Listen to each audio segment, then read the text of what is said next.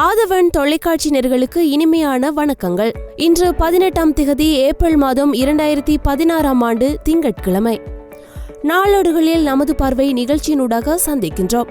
முதலில் இன்றைய வீரகேசரி பத்திரிகையை பார்க்கலாம். இன்றைய வீரகேசரி பத்திரிகையின் பிரதான தலைப்பு செய்தியாக, நம்பிக்கையுடன் செயற்பட்டால் வருட இறுதிக்குள் தீர்வு வரும், சம்பூர் அனல் மின் நிலையம் குறித்து இந்தியா இலங்கை அரசுகளுடன் பேசுவோம், ராணுவ பிரசன்னம் குறைய வேண்டும், 65,000 வீடு திட்டம் பொருத்தமற்றது, தினேஷிற்கு பதிலளிக்க முடியாது, காணிகள் விரைவில் விடுவிக்கப்பட வேண்டும், குழப்பத்தை ஏற்படுத்த பலர் முயற்சி, புதிய அரசியலமைப்பு செயற்பாட்டில் தீவிரம் என்பதாக அந்த செய்தி இன்றைய பிரதான தலைப்பு செய்தியாக பிரசுரிக்கப்பட்டுள்ளது. இன பிரச்சினைக்கான நிரந்தரமான தீர்வினை பெற்றுத்தருவதற்கான செயற்பாட்டில் அல்லது கர்மத்தில் தாமதம் ஏற்படவில்லை. இந்நிலையில் ஜனாதிபதி மைத்ரிபால சிறிசேனா இப்பிரச்சினைக்கு நிரந்தரமான தீர்வினை பெற்றுத்தர விரும்புகிறார். அவருக்கு உதவியாக பிரதமர் ரணில் விக்ரமசிங்கவும் உள்ளார்.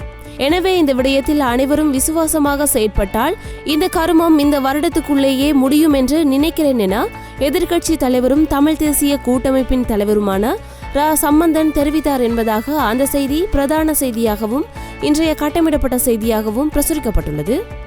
அடுத்ததாக மலையக செய்தி ஒன்றை பார்க்கலாம். தமிழ் முற்போக்கு கூட்டணி அபிவிருத்திசார் நகர்வுகளை மேற்கொண்டு வருகிறது என்கின்றார் லாரன்ஸ் என்பதாக அந்த செய்தி பிரசுரிக்கப்பட்டுள்ளது. தமிழ் முற்போக்கு கூட்டணி ஒன்றுபட்ட சக்தியின் மூலம் பல்வேறு அபிவிருத்திசார் நகர்வுகளை மேற்கொண்டு வருகின்றது. ஒற்றுமைக்கு வலு சேர்க்கும் வகையில் இம்முறை மே தினத்தையும் கூட்டணி கட்சிகள் ஒன்றிணைந்து ஒரே மேடையில் நடத்த உள்ளமை ஒரு சிறப்பம்சமாகும் என்று மலையக மக்கள் முன்னணியின் செயலாளர் நாயகம் ஏ லாரன்ஸ் தெரிவித்தார் என்பதாக அந்த செய்தி பிரசுரிக்கப்பட்டுள்ளது. வீரகேசரியின் ஆசிரியர் தலையங்கம், இடம்பெயர்ந்த மக்களின் பிரச்சினைக்கு முன்னுரிமை அளிக்க வேண்டும் என்கின்ற தலைப்பில் வெளியாகியுள்ளது. யுத்தத்தினால் இடம்பெயர்ந்த மக்களில் இன்னும் அதிகமானோர் மீள்குடியேற்றப்படாமல் உள்ளதுடன் மீள்குடியேற்றப்பட்ட மக்களுக்கான வசதிகளும் அவர்களின் அடிப்படை தேவைகளும் நிறைவேற்றப்படாத நிலைமையிலேயே நீடித்துக் கொண்டிருக்கின்றது. அரசாங்கம் இடம்பெயர்ந்த மக்களுக்கான தேவைகளை நிறைவேற்றுவதற்காக என்னத்தான் மார்த்தட்டி கொண்டாலும் மக்கள் என்னும் முகாம்களிலும் உறவினர்கள் நண்பர்கள் வீடுகளிலும் சொல்லொன்னா துன்பங்களை எதிர்கொண்ட வண்ணமே வாழ்ந்து வருகின்றனர். அது மட்டுமன்றி மீள்குடியேற்றப்பட்ட மக்களும் தொடர்ந்தும் பல சிக்கல்களுக்கு முகம் கொடுத்த வண்ணமே உள்ளனர். இதேவேளை அரசாங்கம் உள்ளக ரீதியாக இடம்பெயர்ந்தவர்களின் உரிமைகளை உதாசீனம் செய்து வருவதாக அமெரிக்காவின் வருடாந்த மனித உரிமை தொடர்பான அறிக்கையில் குறிப்பிடப்பட்டுள்ளது. அத்துடன் இடம்பெயர்ந்தவர்கள் பூரணமாக இடம் நகர உரிய உரிமை காணப்பட்டாலும் அவர்கள் சொந்த இடங்களில் இன்னமும் குடியமர்த்தப்படவில்லை என்பதாக இடம்பெயர்ந்த மக்களின் பிரச்சினைகளை எடுத்துக் கூறும் வண்ணமாக இன்றைய ஆசிரியர் தலையங்கம் பிரசுரிக்கப்பட்டுள்ளது.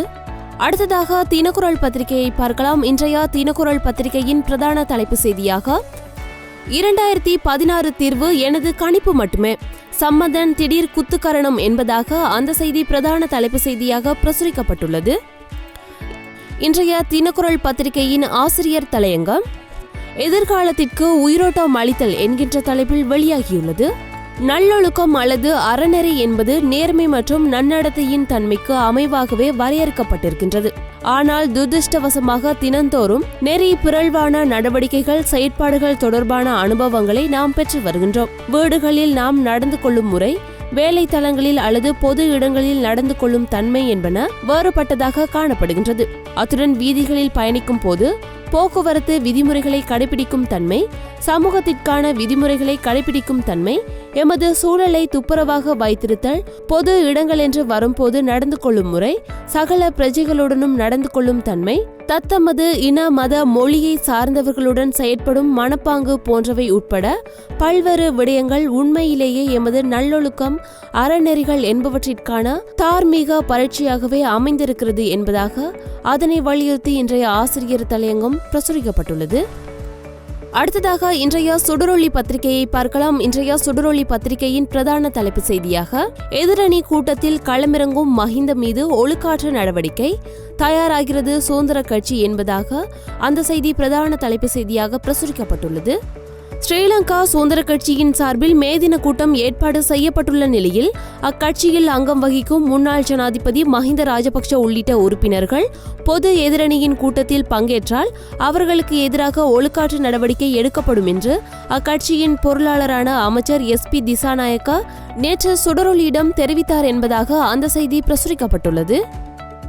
சுடரொளி பத்திரிகையின் ஆசிரியர் தலையங்கம், எதிர்நோக்கியிருக்கும் வெட்வரி உயர்வும் மக்களின் வாழ்க்கை செலவு அதிகரிப்பும் என்கின்ற தலைப்பில் இன்றைய ஆசிரியர் தலையங்கம் வெளியாகியுள்ளது. தற்காலிகமாகவேனும் சில நாட்கள் வாழ்க்கை கஷ்டங்களை மறந்து தமிழ் சிங்கள புத்தாண்டை கொண்டாடி ஏறத்தாழ ஒரு வார கால விடுமுறையையும் மகிழ்ந்து அனுபவித்துவிட்டு மீண்டுமாக வளமைக்கு திரும்பும் பலருக்கு அடுத்தடுத்த வாரங்களில் பல சவால்கள் எதிர்நோக்கி காத்திருக்கின்றன. அதிலும் குறிப்பாக பொருளாதார ரீதியில் கஷ்டமான சூழ்நிலைக்கு முகம் கொடுக்க வேண்டிய நிர்பந்தம் ஏற்பட போகிறது என்பதனை நகர்வுகள் கோடிட்டு காட்டி நிற்கின்றன. மே மாதம் 2ஆம் தேதி முதல் பெறுமதி சேர் வரி 15% அதிகரிக்கப்பட உள்ளதாக நிதி அமைச்சு தெரிவித்துள்ளது. முன்னதாக ஏப்ரல் மாதம் 1ஆம் தேதி முதல் 15% அதிகரிக்கப்படவிருந்த வெட் வரி மறு அறிவித்தல் வரும் வரை இடைநிறுத்தப்படுவதாக உள்நாட்டு இறைவரி திணைக்களத்தின் ஆணையாளர் நாயகம் கல்யாணி தகநாயக்க ஏப்ரல் 1ஆம் தேதி வெளியிட்டுள்ள அறிக்கையில் குறிப்பிடப்பட்டிருந்தது. அதனை வலியுறுத்தி இன்றைய ஆசிரியர் தலையங்கம் பிரசுரிக்கப்பட்டுள்ளது.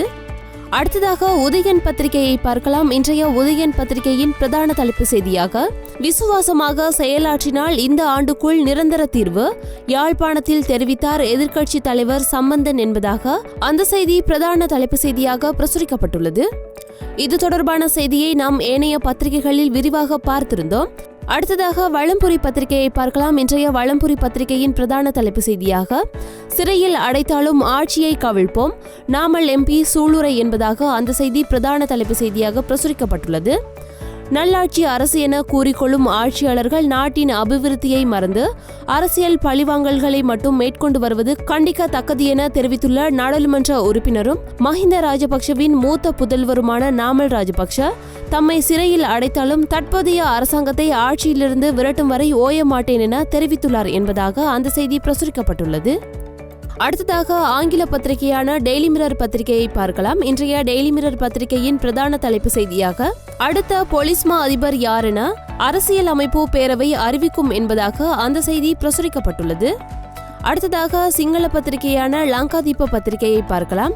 லங்காதீப பத்திரிகையின் பிரதான தலைப்பு செய்தியாக, லக்கலையில் ஆயுதம் காணாமல் போனது தொடர்பில் பிரபல மாணிக்கக்கல் வியாபாரி ஒருவர் சிக்குவாரா என்பதாக அந்த செய்தி பிரதான தலைப்பு செய்தியாக பிரசுரிக்கப்பட்டுள்ளது. இன்றைய பத்திரிகைகளில் வெளியான உலக செய்தி, ஈக்குவாடோரை உலுக்கிய 7.8 ரிச்சர்ட் பூமி அதிர்ச்சி, 77 பேர் உயிரிழப்பு, 588 பேர் படுகாயம் என்பதாக அந்த செய்தி பிரசுரிக்கப்பட்டுள்ளது. இன்றைய பத்திரிகைகளில் வெளியான இந்திய செய்தி பக்கத்தில் வெளியாகிய செய்தியாக, கச்சை தீவை மீட்டு உரிமையை நிலைநாட்டுவேன், ஜெயலலிதா சூளுரை என்பதாக அந்த செய்தி பிரசுரிக்கப்பட்டுள்ளது. கச்சை தீவை மீட்டு பாரம்பரிய மீன்பிடி உரிமையை நிலைநாட்ட நடவடிக்கை எடுக்கப்படும் என தமிழக முதல்வர் ஜெயலலிதா தெரிவித்துள்ளார். 14 அதிமுக வேட்பாளர்களை அறிமுகம் செய்யும் பிரசார பொதுக்கூட்டம் கடந்த வெள்ளிக்கிழமை நடைபெற்றது. இதில் வேட்பாளர்களை அறிமுகம் செய்து வைத்து உரையாற்றிய முதல்வர் ஜெயலலிதா இவ்வாறு கூறியுள்ளார் என்பதாக அந்த செய்தி பிரசுரிக்கப்பட்டுள்ளது. வீரகேசரி பத்திரிகையின் கேலி சித்திரம், ரூபா வீழ்ச்சி ஒரு பக்கம் பொதுமகனின் காலை கட்டி போட்டுக் கொண்டிருக்கும் நிலையில் மற்றொரு பக்கம் விலையேற்றம் பொதுமகனின் கைகளை கட்டி போட்டுள்ளது. எனவே இதன் மூலம் ஒரு சாதாரண குடிமகன் எதிர்நோக்கும் பிரச்சினைகளை வலியுறுத்தும் வண்ணமாக இன்றைய கேலி சித்திரம் அதனை வலியுறுத்தி பிரசுரிக்கப்பட்டுள்ளது.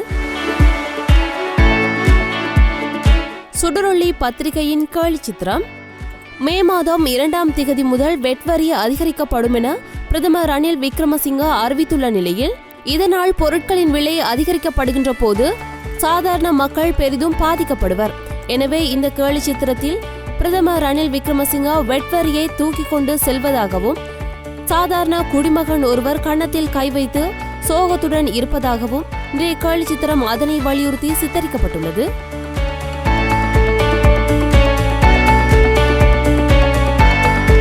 இன்று கொழும்பிலிருந்து வெளியான நாளேடுகளினதும் பிராந்தியங்களிலிருந்து வெளியான நாளேடுகளினதும் செய்திகளை பார்த்திருந்தோம். மற்றும் ஒரு நாளேடுகளில் நமது பார்வை நிகழ்ச்சியினூடாக சந்திக்கும் வரை நன்றி, வணக்கம்.